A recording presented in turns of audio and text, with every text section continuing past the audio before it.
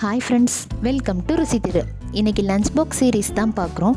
Daily ஸ்கூலுக்கு கிட்ஸுக்கு சாப்பிட என்ன கொடுத்து விடுறது, அதுவும் ஹெல்த்தியாக அப்படின்னு யோசிக்கிற மம்மீஸ்க்காகவே டேஸ்டி அண்ட் ஹெல்த்தியான ஸ்டஃப்டு சப்பாத்தி தாங்க செய்ய போகிறேன். அதுவும் 2 விதமாக செய்ய போகிறேன். எப்படி பண்ணுறதுன்னு பார்த்துடலாமா? ஒரு மிக்ஸி ஜாரில் ஒரு கைப்பிடி அளவுக்கு புதினா, ஒரு கைப்பிடி அளவுக்கு கொத்தமல்லி, இது ரெண்டையும் அரைச்சி எடுத்துக்கலாம். இப்போ மாவு ரெடி பண்ணுறதுக்கு ஒரு மிக்சிங் பவுலில் தேவையான அளவுக்கு கோதுமை மாவு, தேவையான அளவுக்கு உப்பு. இப்போ நம்ம அரைச்சி எடுத்த பேஸ்ட்டை கொஞ்சம் கொஞ்சமாக விட்டு நம்ம சப்பாத்தி மாவை பிசைஞ்சு எடுத்துக்கலாம்.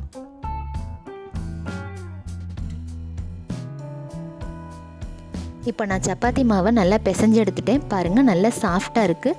இப்போ ஸ்டஃபிங் ரெடி பண்ணிடலாமா? ஒரு அரை கேரட்டை நல்லா துருவி எடுத்திருக்கேன்.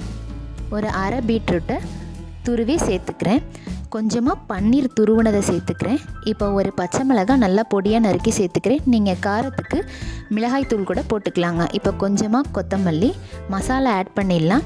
ஒரு 1/4 டீஸ்பூன் கரம் மசாலா, 1/4 டீஸ்பூன் ஜீரகத்தூள், 1/4 டீஸ்பூன் உப்பு, இது எல்லாத்தையும் போட்டு நல்லா மிக்ஸ் பண்ணி எடுத்துக்கலாங்க. இப்போ நமக்கு பூரணம் ரெடி ஆயிடுச்சு. மாவு ரெடி பண்ணிடலாம். சப்பாத்தி மாவை நான் உருண்டையாக உருட்டிட்டு இப்போ சப்பாத்திக்கு எப்படி நம்ம திரட்டி எடுப்போமோ அது மாதிரி சப்பாத்தி திரட்டி எடுத்துக்கலாம். இப்போ பாருங்கள், நான் ஒரு பட்டர்ஃப்ளை மாதிரி பண்ணி இதுக்குள்ளே ஸ்டஃபிங் வைக்க போகிறேன். எதுக்காக அப்படின்னா, நான் இந்த மெத்தடை ட்ரை பண்ணுறது ஸ்டஃபிங் வெளியே வராமல் இருக்குங்க. அதனால தான் இந்த பட்டர்ஃப்ளை மெத்தட் ட்ரை பண்ணுறேன்.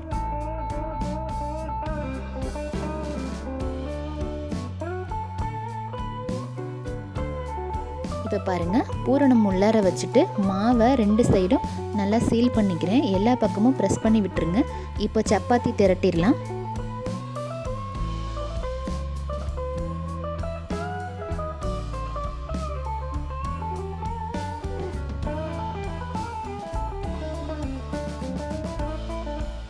இப்போ ஒரு தவா நல்லா ஹீட் பண்ணிவிட்டு நம்ம திரட்டி எடுத்த சப்பாத்தியை மீடியம் ஃப்ளேமில் வச்சு நல்லா வேக வச்சுக்கணுங்க.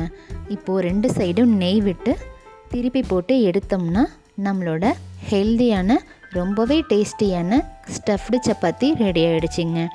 இது நீங்கள் அப்படியே ப்ளைனாகவும் சாப்பிட்லாம். எந்த ஒரு சைட் டிஷ்ஷும் தேவையில்லை.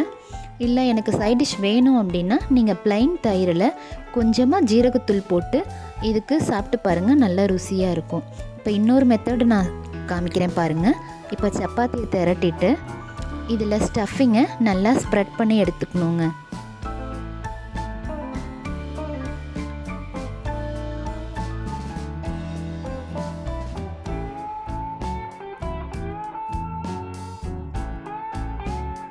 இப்போ நான் சப்பாத்தி ஃபுல்லாக அந்த ஸ்டஃபிங்கை ஸ்ப்ரெட் பண்ணிட்டேன். இப்போது ரோல் பண்ணிக்கணும்.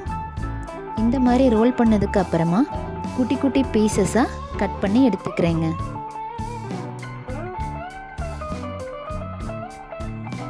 இப்படி கட் பண்ணதுக்கப்புறமா நம்ம இந்த ஒரு பீஸ் எடுத்து நல்லா ரவுண்ட் ஷேப்பில் தட்டி எடுத்துக்கணும். இதோட பேர் பின்வேல்.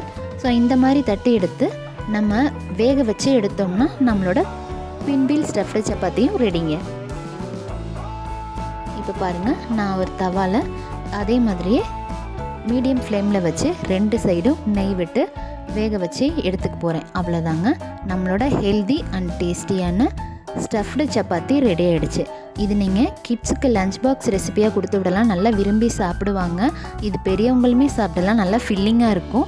ஸோ இந்த டிஷ் நீங்கள் வீட்டில் ட்ரை பண்ணி பாருங்கள். உங்களுக்கு பிடிச்சிருந்தா லைக் பண்ணுங்கள், ஷேர் பண்ணுங்கள், சப்ஸ்கிரைப் பண்ணுங்கள். நான் நெக்ஸ்ட் வீடியோவில் சந்திக்கிறேன்.